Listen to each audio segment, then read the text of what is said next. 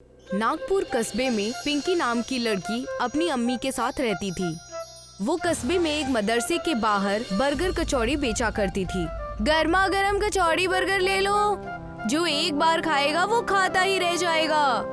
आओ आओ, गर्मा गर्म कचौड़ी बर्गर ले लो। मदरसे की छुट्टी के बाद सारे बच्चे उसके ठेले के पास आकर गरम गरम कचौड़ी बर्गर खा रहे थे। पिंकी, जरा मुझे एक प्लेट कचौड़ी बर्गर दे दो। ऐसे ही सारे बच्चे कचौड़ी बर्गर बड़े ही मजे से खाते थे। इतना ही नहीं, उस कस्बे के लोग भी वो कचौड़ी बर्गर खाने आया करते थे। पिंकी बेटा, ले जाने के लिए कचौड़ी बर्गर पैक कर दो। पिंकी बेटा, मुझे 2 प्लेट कचौड़ी बर्गर देना। तुम्हारे हाथों के कचौड़ी बर्गर देखकर मेरे मुंह में तो पानी आ जाता है।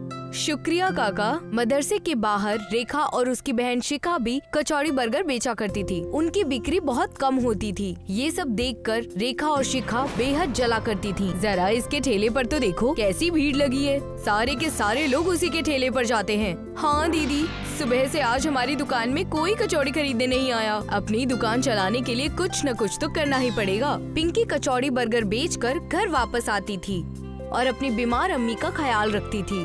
जानती है अम्मी, आज मेरे हाथ की कचौड़ी बर्गर खाकर लोगों ने बेहद तारीफ की और मेरे सारे कचौड़ी बर्गर बिक गए। ये तो बेहद अच्छी बात है। मैं मालिक से दुआ करूंगी कि तुम्हारी दुकान ऐसे ही चलती रहे। कुछ ही दिनों बाद उसकी अम्मी की तबीयत बिगड़ जाती है और पिंकी उन्हें सरकारी दवाखाना में ले जाकर उनका इलाज करवाती है, जिसकी वजह से वो कचौड़ी बर्गर की दुकान नहीं लगा पाती। उधर रेखा इस बात का फायदा उठाकर लोगों को अपने दुकान की तरफ बुलाती है। आओ आओ, मेरे कचौड़ी बर्गर एक बार खाओगे तो बार बार खाओगे। रेखा दीदी, कचौड़ी बर्गर दे दो मुझे 1 प्लेट। अभी देती हूँ, जरा रुक जा। उसके हाथ के कचौड़ी बर्गर खाकर बच्चे बोलते हैं, ये कैसी कचौड़ी बर्गर बनाई है? ऐसी कचौड़ी बर्गर खा के तो हमारा पेट ही खराब हो जाएगा। तुम पिंकी दीदी के जैसे कचौड़ी बर्गर नहीं बना सकती। रेखा के हाथ के कचौड़ी बर्गर किसी को पसंद नहीं आए। उधर पिंकी की अम्मी ठीक होकर घर वापस आ जाती हैं और पिंकी दूसरे ही दिन कचौड़ी बर्गर बेचने वहाँ वापस जाती है। गर्मा गर्म कचौड़ी बर्गर ले लो। बच्चे पिंकी को देखकर दौड़े चले आते हैं। दीदी, तुम्हारे हाथ की कचौड़ी बर्गर खाए बिना हमको अच्छा नहीं लग रहा था। चलो चलो, अब जल्दी से कचौड़ी बर्गर दे दो। देखते ही देखते वहाँ के सारे कस्बे वाले और सारे बच्चे वहाँ कचौड़ी बर्गर खाने आ जाते हैं, जिसे देखकर रेखा कहती है, जरा देखो तो सही, मेरे हाथ के कचौड़ी बर्गर किसी ने नहीं खाए। और ये पिंकी के आते ही उसके ठेले पर ऐसी भीड़ लग गई। इसे तो मजा चखाना ही होगा। रेखा पिंकी को मजा चखाने के लिए एक प्लान बनाती है और वो मौका देखते ही पिंकी के कचौड़ी बर्गर में दवा मिला देती है, जिससे लोगों के पेट में दर्द होने लगता है। अरे ये क्या? पिंकी की कचौड़ी बर्गर खाकर तो मेरे पेट में दर्द हो रहा है। अरे हाँ, आपने सही कहा, मेरे भी पेट में दर्द होना शुरू हो गया है। अब तो इसको यहाँ से भागना ही होगा। हाँ हाँ, भगाना ही होगा। इसकी कचौड़ी बर्गर खाकर बच्चों की तबीयत खराब हो गई तो। पिंकी को कस्बे के लोग वहाँ से भगा देते हैं और पिंकी रोते रोते अपने ठेले को लेकर वहाँ से चली जाती है। ये सब देखकर रेखा बेहद खुश हो जाती है। अब आया ना ऊंट पहाड़ के नीचे, बड़ी आई थी कचौड़ी बर्गर बेचने वाली। पिंकी एक दरख्त के नीचे बैठकर रोने लगती है। अब मैं अपनी अम्मी का इलाज कैसे कराऊंगी? मेरा कचौड़ी बर्गर तो कोई लेगा ही नहीं। ऐसा इस कचौड़ी बर्गर में मैंने क्या डाल दिया? एक बाबा पिंकी के ठेले को देखकर पिंकी के करीब आते हैं। बेटा, मुझे कचौड़ी बर्गर दे दो, मुझे बहुत भूख लगी है। नहीं काका, ये कचौड़ी बर्गर मैं आपको नहीं दे सकती। इस कचौड़ी बर्गर में किसी ने कुछ मिला दिया है। क्या करूं बेटा, मुझे बहुत जोरों की भूख लगी है। मैंने ये ठेला देखा तो तुम्हारे करीब आ गया। नहीं काका, ये कचौड़ी बर्गर आप मत खाइए। मेरे पास 50 रुपए है, ये लीजिए। आप कहीं और जाकर कुछ और खा लीजिए। उस बाबा को पिंकी का रवैया बेहद अच्छा लगता है और वो बाबा उस कचौड़ी बर्गर को देखकर अपना हाथ उठाता है, जिसमें से कोई रोशनी निकलती है और वो जादू करके वहाँ से चला जाता है।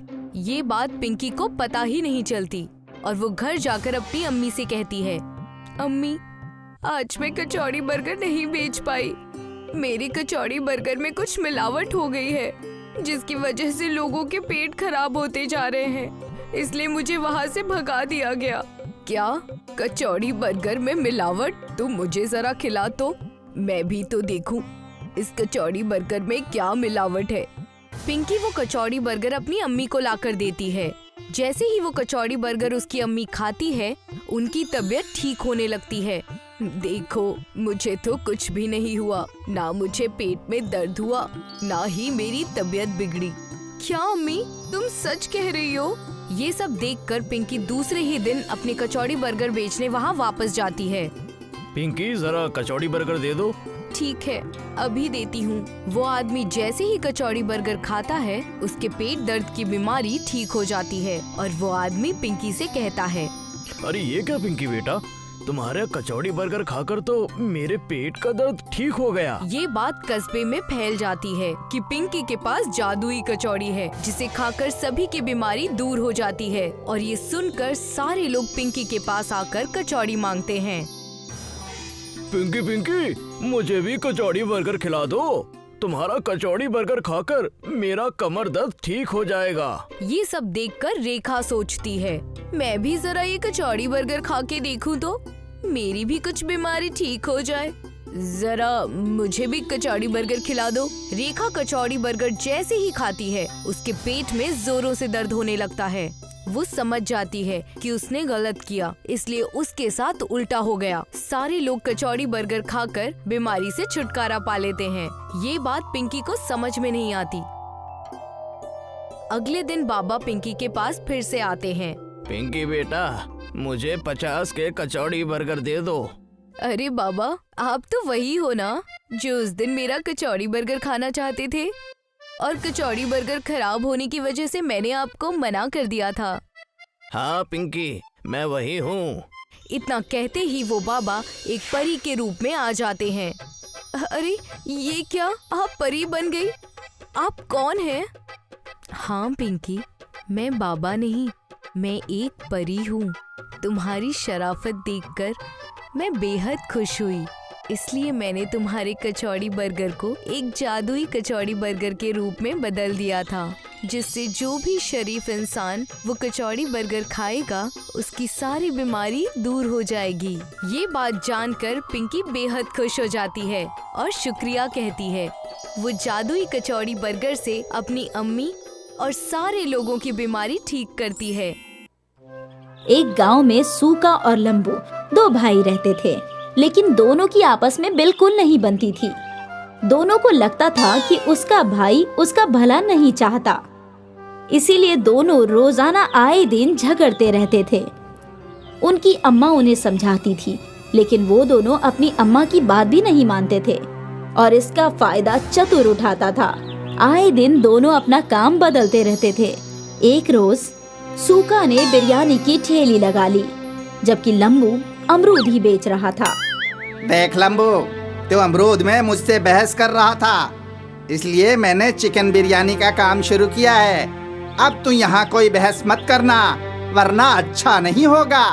देख भाई, अगर तू प्यार से कहता तो इस बार मैं तेरी बात मान भी जाता, लेकिन तूने मुझे पीटने की धमकी दी है।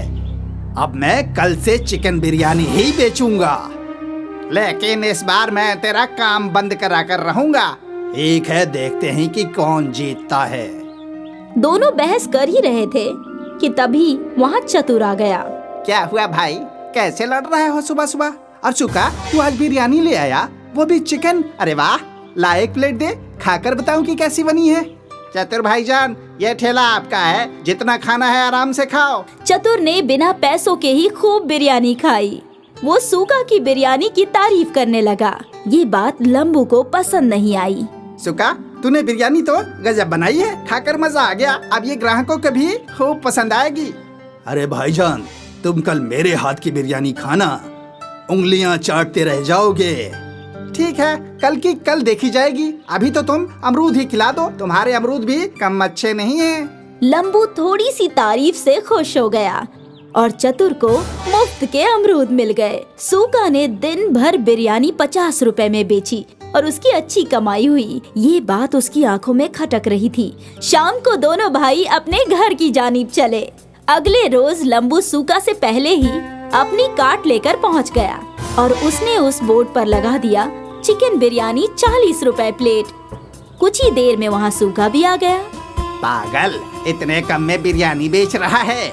आज बताऊंगा तुझे कि तू कैसे अपनी बिरयानी बेच पाएगा। दोनों भाइयों के रेट में अंतर देखकर लोग लंबू के पास ही जा रहे थे और सस्ते होने की वजह से बिरयानी का लुत्फ उठा रहे थे। ये देखकर सूका को भी बिरयानी सस्ती करने का आइडिया आया और उसने 50 की जगह 40 लिख दिया। अब दोनों में बराबर की टक्कर हुई और शाम को बिरयानी बेचकर दोनों घर पहुँचे। मैंने सुना है कि तुम दोनों आज भी अपना नुकसान करके आए हो। अम्मा, इसने मुझे धमकी दी थी और अब मैं इसका काम बंद करवा के रहूंगा। अम्मा, जब आपको कुछ भी इल्म ना हुआ करे तो कुछ भी मत बोला करो। ठीक है, अब से मैं कुछ नहीं कहूँगी। तुम दोनों को जो भी करना है वो करो। एक दिन सुबह सुबह चतुर सूका से मिलने आया। आओ चतुर भाईजान, बैठो। अरे मैं तो तुम्हें अपना मानता हूँ, इसलिए व्यापार के कुछ कायदे सिखाने आया हूँ। भाईजान, अब तक तुम्हारी मान कर ही तो कारोबार कर रहा हूँ। तुम अब बिरयानी को 5 रुपए में बेचना शुरू कर दो। 5 रुपए में तो चिकन का खर्चा भी नहीं निकलता। तुम अपने भाई को हराना चाहते हो ना, तो तुम्हें पैसे अपनी जेब से लगाने होंगे। लेकिन मेरे पास तो पैसे ही नहीं है। तुम्हारा ये भाई कब काम आएगा? जितने पैसे तुम्हें चाहिए मैं दूंगा। जब तुम कुछ कमा लो तो मुझे वापस कर देना। चतुर ने सूका को कर्जा दे दिया और सूका ने 5 रुपए चिकन बिरयानी का बोर्ड लगा दिया। उसके पास लाइन लग गई। लोग टोकन लेकर अपनी बारी का इंतजार कर रहे थे। लंबू ये देखकर दुखी हो रहा था। तभी वहाँ पर चतुर पहुँच गया। क्या हुआ लंबू, तुम मायूस क्यों हो? अंजाम सामने है और आप मुझसे मायूसी की वजह पूछ रहे हो। तो तू भी 5 रुपए में बिरयानी बेचनी शुरू कर दे। मेरे पास इतने पैसे ही नहीं है। ना जाने सूका के पास पैसे कहाँ से आ गए। तुम फिक्र मत करो, मैं तुम्हें कर्ज देता हूँ और तुम भी अब 5 रुपए में बिरयानी बेचना शुरू कर दो। चतुर ने लंबू को भी कर्जा दे दिया और दोनों भाई 5 रुपए में चिकन बिरयानी बेचने लगे। आइए आइए, 5 रुपए में चिकन बिरयानी खाइए। आइए आइए, 5 रुपए में चिकन बिरयानी खाइए। एक प्लेट में चिकन के 4 बोटियाँ, जायकेदार और किफायती चिकन। एक प्लेट में 5 बोटियाँ और सिर्फ 5 रुपए में। दोनों भाइयों की दुश्मनी का लोगों ने जमकर फायदा उठाया और 5 रुपए में भरपेट बिरयानी खाए। आज दोनों भाई दोपहर को ही सारी बिरयानी बेचकर घर पहुँचे। कितना कमाया आज। सूखा और लंबू ने अम्मी जान को सब कुछ सच बताया। अच्छा, तो तुम दोनों को पैसे चतुर ने दिए थे। अब तुम खुद सोच लो कि वो क्या चाहता है। अम्मा, हमें माफ कर दो। हाँ अम्मा, हम आज से आपस में नहीं लड़ेंगे। जितना हम लड़ाई करते रहेंगे उतना दूसरे लोग फायदा उठाएंगे। हाँ अम्मा, हमें ये आज समझ में आ गया है। अब हम मिलकर काम करेंगे और चतुर को सबक सिखाएंगे। दोनों भाइयों ने एक ही कार्ट पर बिरयानी लगाई और बोर्ड लगाया लंबू सूका बिरयानी वाला। अगले रोज वो दोनों पहुंच गए। जब चतुर ने अगले रोज जाकर देखा तो उसके होश फाख्ता हो गए और उसने इत्तिहाद को देखकर वहां से दूर भाग जाना ही बेहतर समझा। दोस्तों, इससे हमें सबक मिलती है कि हमें आपस में इत्तिहाद बनाकर रखनी चाहिए, वरना कोई और इसका फायदा उठा जाएगा। और साथ ही चापलूसों से होशियार रहना चाहिए, वरना जल्द ही डूब जाओगे। संगम नगर नाम का एक गांव था जो अपने खाने पीने की चीजों के लिए मशहूर था। दूर दूर से लोग संगम नगर में खाना खाने के लिए आते थे। संगम नगर के बाजार में हर दुकान खाने की ही थी। कहीं ढाबा, कहीं इडली स्टॉल, कहीं चाइनीज, कहीं बिरयानी सेंटर। सब लोग अपने अपने होटल चलाने में मस्त थे। अरे स्वामी, कैसा चल रहा है सब? बिल्कुल बढ़िया। दुकान खोलते ही खरीदारों की भीड़ लग जाती है। अरे बढ़िया है, मेरा ढाबा भी मस्त चल रहा है। दोपहर के खाने और रात के खाने दोनों टाइम पर मस्त भीड़ होती है। मेरा चाइनीज कॉर्नर तो बस रात में ही चलता है भाई। वो तो है, लेकिन तुम्हारे कॉर्नर पे सबसे ज्यादा भीड़ लगी रहती है। हाँ, रहेगी ना। चाइनीज खाना हिंदुस्तानियों को बहुत भाता है। यार मैं नहीं मानता। साउथ इंडियन खाना हिंदुस्तान में सबसे ज्यादा पसंदीदा है। मुझे तो लगता है पंजाब के आलू के पराठे सबसे पसंदीदा हैं। शायद ही कोई ऐसा हो जिसने आलू के पराठे नहीं खाए हों। चाइनीज तो हर कोई खाता है। हमारा इडली भी हर कोई खाता है। तो कैसे पता चलेगा कि सबसे पसंदीदा खाना कौन सा है? हम लोगों को किसी बहुत समझदार इंसान से पूछना चाहिए। गांव के बूढ़े चाचा जी, वो तो जिंदगी भर खुद बावर्ची रहे हैं, उन्हें जरूर मालूम होगा। चलो उनसे ही पूछते हैं। हाँ चलो उनसे ही पूछते हैं। तीनों होटल मालिक चाचा जी के पास गए। क्या बात है, आज तुम तीनों एक साथ यहाँ पर कैसे आना हुआ? चाचा तुम हमें बताओ कि हिंदुस्तान का सबसे पसंदीदा खाना कौन सा है, चाइनीज, साउथ इंडियन या पंजाबी? अब ये तो बहुत ही पेचीदा सवाल है। हिंदुस्तान के अलग अलग हिस्सों में अलग अलग खाने पसंद किए जाते हैं। ये बताना मुश्किल है कि इन सब में सबसे पसंदीदा खाना कौन सा है। तो क्या हम कभी मालूम नहीं कर पाएंगे? एक रास्ता है, मुकाबला। और चाचा जी, कैसा मुकाबला? जरा हमें बताइए तो। तुम तीनों बड़े आकार के पकवान बनाओ अलग अलग और उन्हें लोगों के सामने रख दो। लोग खुद चख कर तुम्हें बता देंगे कि उन्हें पसंद आया कि नहीं आया। चाचा जी, वो हमें कैसे बताएंगे? वो क्या कहते हो तुम लोग, लाइक से।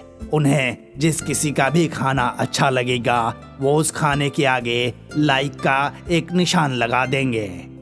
अरे अरे वाह, ये तो बहुत ही अच्छी तरकीब है। इससे कितने सारे लोगों को हमारे खानों का स्वाद भी मिल जाएगा। और तो और हमारी तशरीह भी हो जाएगी और हमारी दुकान मशहूर हो जाएगी। मुझे भी ये तरकीब पसंद आई चाचा जी। शुक्रिया चाचा जी। बूढ़े चाचा जी के आइडिया के हिसाब से तीनों होटल वालों ने मुकाबले की तैयारी शुरू कर दी। सारे गांव में इश्तिहार लग गए। ये मुकाबला इतना अलग था कि जल्दी वायरल हो गया और इस मुकाबले को कवर करने के लिए न्यूज रिपोर्टर्स भी पहुंच गए। ये मुकाबला गांव के मैदान में ही हो रहा था, जहां तीनों होटल के मालिक और उनके बावर्ची खाना बनाने की तैयारी कर रहे थे। हरदीप जी, आपको इस मुकाबले का ख्याल कहाँ से आया? इस मुकाबले का ख्याल हरदीप जी को नहीं, बूढ़े चाचा जी को आया था। अच्छा, और वो क्यों?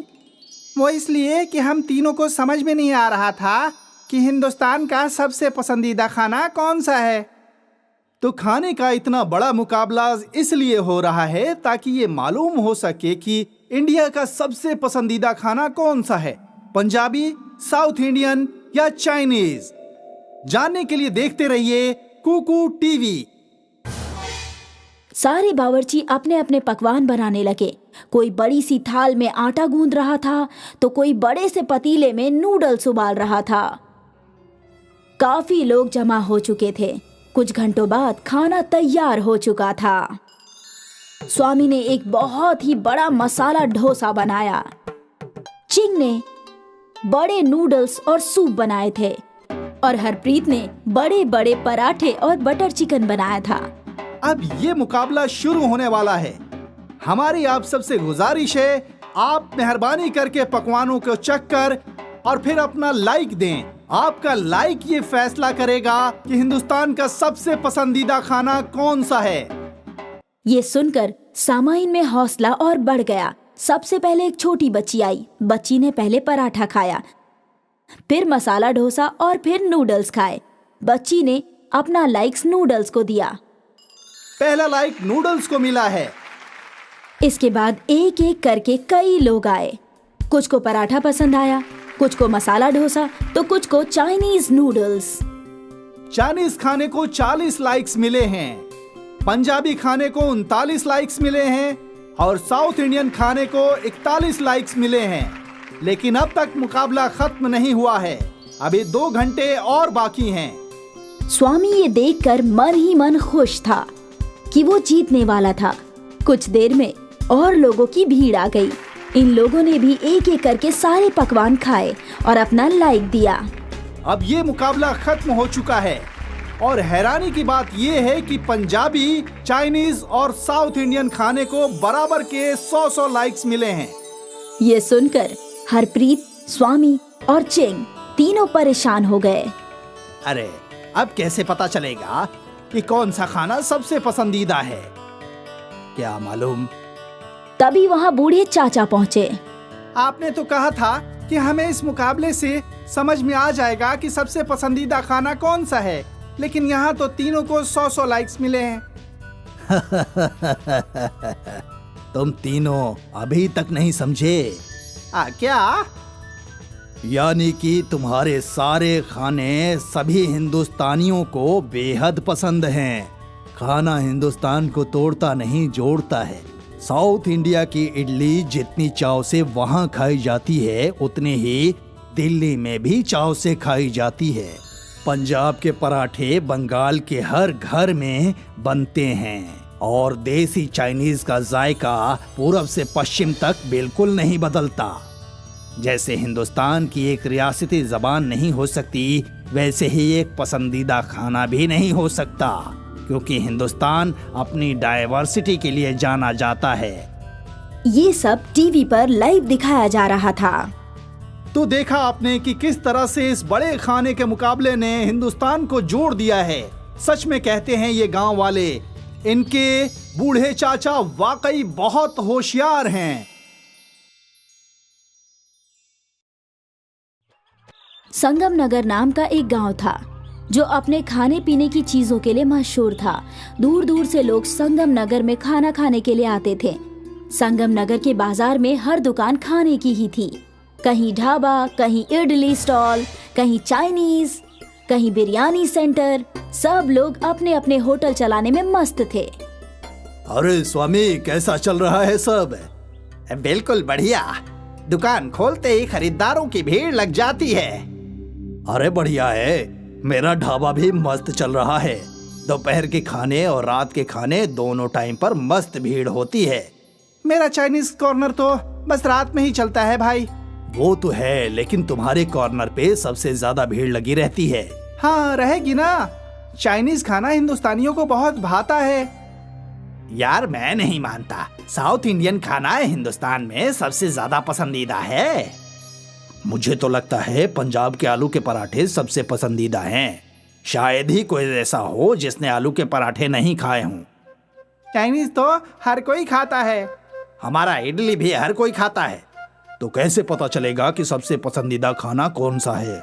हम लोगों को किसी बहुत समझदार इंसान से पूछना चाहिए। गांव के बूढ़े चाचा जी, वो तो जिंदगी भर खुद बावर्ची रहे हैं, उन्हें जरूर मालूम होगा। चलो उनसे ही पूछते हैं। हाँ चलो उनसे ही पूछते हैं। तीनों होटल मालिक चाचा जी के पास गए।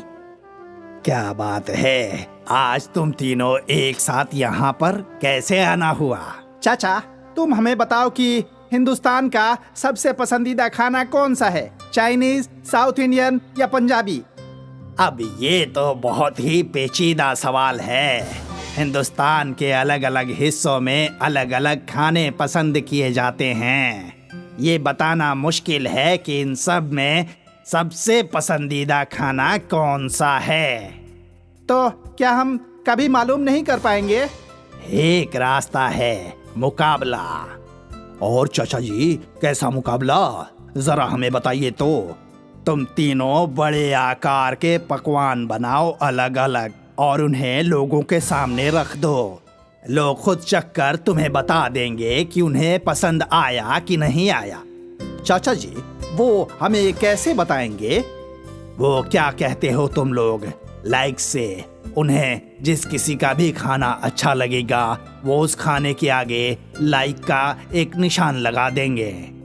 अरे अरे वाह, ये तो बहुत ही अच्छी तरकीब है। इससे कितने सारे लोगों को हमारे खानों का स्वाद भी मिल जाएगा। और तो और हमारी तशरीह भी हो जाएगी और हमारी दुकान मशहूर हो जाएगी। मुझे भी ये तरकीब पसंद आई चाचा जी। शुक्रिया चाचा जी। बूढ़े चाचा जी के आइडिया के हिसाब से तीनों होटल वालों ने मुकाबले की तैयारी शुरू कर दी। सारे गांव में इश्तिहार लग गए। ये मुकाबला इतना अलग था कि जल्दी वायरल हो गया और इस मुकाबले को कवर करने के लिए न्यूज रिपोर्टर्स भी पहुंच गए। ये मुकाबला गांव के मैदान में ही हो रहा था, जहां तीनों होटल के मालिक और उनके बावर्ची खाना बनाने की तैयारी कर रहे थे। हरदीप जी, आपको इस मुकाबले का ख्याल कहाँ से आया? इस मुकाबले का ख्याल हरदीप जी को नहीं, बूढ़े चाचा जी को आया था। अच्छा, और वो क्यों? वो इसलिए कि हम तीनों को समझ में नहीं आ रहा था कि हिंदुस्तान का सबसे पसंदीदा खाना कौन सा है। तो खाने का इतना बड़ा मुकाबला इसलिए हो रहा है ताकि ये मालूम हो सके कि इंडिया का सबसे पसंदीदा खाना कौन सा है, पंजाबी, साउथ इंडियन या चाइनीज। जानने के लिए देखते रहिए कुकू टीवी। सारे बावर्ची अपने अपने पकवान बनाने लगे। कोई बड़ी सी थाल में आटा गूंद रहा था तो कोई बड़े से पतीले में नूडल्स उबाल रहा था। काफी लोग जमा हो चुके थे। कुछ घंटों बाद खाना तैयार हो चुका था। स्वामी ने एक बहुत ही बड़ा मसाला डोसा बनाया। चिंग ने बड़े नूडल्स और सूप बनाए थे और हरप्रीत ने बड़े बड़े पराठे और बटर चिकन बनाया था। अब ये मुकाबला शुरू होने वाला है। हमारी आप सबसे गुजारिश है, आप मेहरबानी करके पकवानों को चख कर और फिर अपना लाइक दें। आपका लाइक ये फैसला करेगा कि हिंदुस्तान का सबसे पसंदीदा खाना कौन सा है। ये सुनकर सामाइन में हौसला और बढ़ गया। सबसे पहले एक छोटी बच्ची आई। बच्ची ने पहले पराठा खाया, फिर मसाला डोसा और फिर नूडल्स खाए। बच्ची ने अपना लाइक्स नूडल्स को दिया। पहला लाइक नूडल्स को मिला है। इसके बाद एक एक करके कई लोग आए। कुछ को पराठा पसंद आया, कुछ को मसाला डोसा तो कुछ को चाइनीज नूडल्स। चाइनीज खाने को 40 लाइक्स मिले हैं, पंजाबी खाने को 39 लाइक्स मिले हैं और साउथ इंडियन खाने को 41 लाइक्स मिले हैं। लेकिन अब तक मुकाबला खत्म नहीं हुआ है। अभी 2 घंटे और बाकी हैं। स्वामी ये देखकर मन ही मन खुश था कि वो जीतने वाला था। कुछ देर में और लोगों की भीड़ आ गई। इन लोगों ने भी एक एक करके सारे पकवान खाए और अपना लाइक दिया। अब ये मुकाबला खत्म हो चुका है और हैरानी की बात ये है कि पंजाबी, चाइनीज और साउथ इंडियन खाने को बराबर के 100 लाइक्स मिले हैं। ये सुनकर हरप्रीत, स्वामी और चिंग तीनों परेशान हो गए। अरे अब कैसे पता चलेगा कि कौन सा खाना सबसे पसंदीदा है? क्या मालूम। तभी वहाँ बूढ़े चाचा पहुँचे। आपने तो कहा था कि हमें इस मुकाबले से समझ में आ जाएगा कि सबसे पसंदीदा खाना कौन सा है, लेकिन यहाँ तो तीनों को 100 लाइक्स मिले हैं। तुम तीनों अभी तक नहीं समझे। क्या? यानी कि तुम्हारे सारे खाने सभी हिंदुस्तानियों को बेहद पसंद हैं।